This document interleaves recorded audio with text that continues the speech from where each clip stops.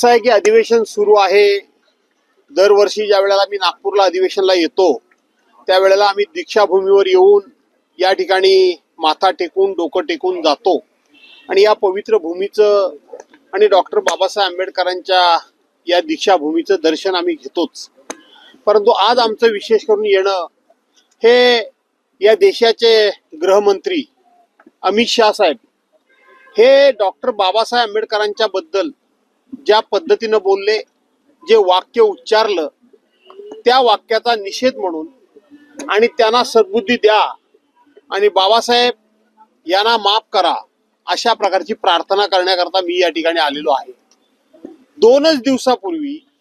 पार्लमेंटमध्ये देशाच्या स्वातंत्र्याला 75 वर्ष पूर्ण झाली आणि घटनेला देखील 75 वर्ष पूर्ण झाली म्हणून 2 दिवसाची चर्चा पार्लमेंटमध्ये झाली आणि तिथे देशाचे पंतप्रधान आणि भारतीय जनता पार्टीचे लोक घसा ताणून म्हणत होते की आम्ही संविधानाचं कसं रक्षण करतो आहोत, आम्ही डॉक्टर बाबासाहेब आंबेडकरांचा कसा आदर करतो आहोत, डॉक्टर बाबासाहेब आंबेडकरांचे उपकार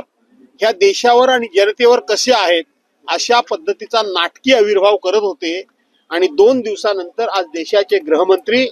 ज्या पद्धतीनं डॉक्टर बाबासाहेब आंबेडकरांच्या बद्दल त्यांच्या जे पोटामध्ये होतं ते ओटात आलं याचा सुद्धा निषेध करण्याकरता म्हणून आम्ही आज सगळी मंडळी या ठिकाणी आलेलो होतो।